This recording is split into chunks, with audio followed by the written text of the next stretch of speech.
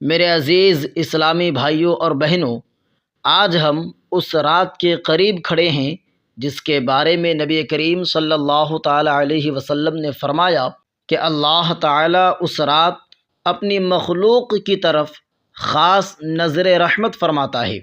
یہ کوئی عام رات نہیں، یہ 15ویں شعبان کی وہ مبارک رات ہے جسے شب برات کہا جاتا ہے۔ برات یعنی گناہوں سے نجات، یعنی جہنم سے آزادی، یعنی رحمت اور مغفرت کا اعلان۔ سوال یہ ہے، کیا ہم اس رات کو واقعی سمجھ پائے یا صرف رسموں میں گزار دیتے ہیں؟ شب برات کی فضیلت سماعت کریں۔ میرے پیارے اسلامی بھائیوں، اہل سنت و جماعت کا متفقہ موقف ہے کہ شب برات کی اصل احادیث مبارکہ سے ثابت ہے۔ احادیث مبارکہ کا مفہوم ہے کہ اس رات اللہ تعالیٰ تمام مخلوق کی طرف نظر فرماتا ہے اور سب کو بخش دیتا ہے سوائے چند بد نصیب لوگوں کے۔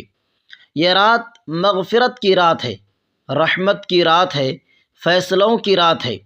اسی لیے اولیاء اہل سنت نے اس رات کو عبادت، دعا اور توبہ میں گزارا۔ بد نصیب لوگ کون ہیں؟ نبی کریم نے فرمایا کہ اس رات چند لوگ بخشے نہیں جاتے: کینہ رکھنے والا، حسد کرنے والا، والدین کا نافرمان، قطع رحمی کرنے والا، تکبر کرنے والا۔ ذرا سوچئے، ہم ساری رات جاگیں مگر دل میں کینہ ہو تو ساری عبادت خطرے میں ہے۔ شب برات ہمیں نماز سے پہلے دل صاف کرنے کا پیغام دیتی ہے۔ شب برات کی رات ہمیں کیا کرنا چاہیے؟ میرے اسلامی بھائیوں، اہل سنت کا طریقہ سادہ، متوازن اور بابرکت ہے۔ مغرب کے بعد 2 رکعت نفل توبہ کی نیت سے، سچی توبہ۔ عشاء کے بعد نفل نماز، درود شریف کی کثرت، استغفار، اور پھر دعا اپنے لیے، والدین کے لیے، امت مسلمہ کے لیے۔ پھر قبرستان جانا، قبروں سے عبرت حاصل کرنا اور مرحومین کے لیے دعا کرنا۔ آتش بازی، فضول رسمیں، گناہوں والی محفلیں، یہ سب شب برات کے پیغام کے خلاف ہیں۔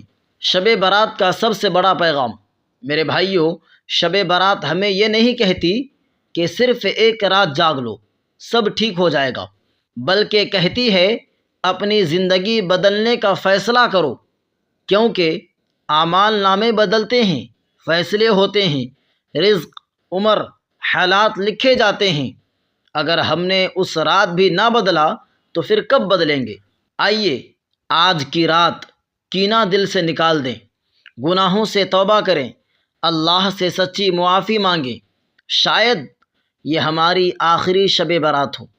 اللہ تعالی ہمیں اس رات کی برکتیں نصیب فرمائے اور ہمیں حقیقی برات عطا فرمائے۔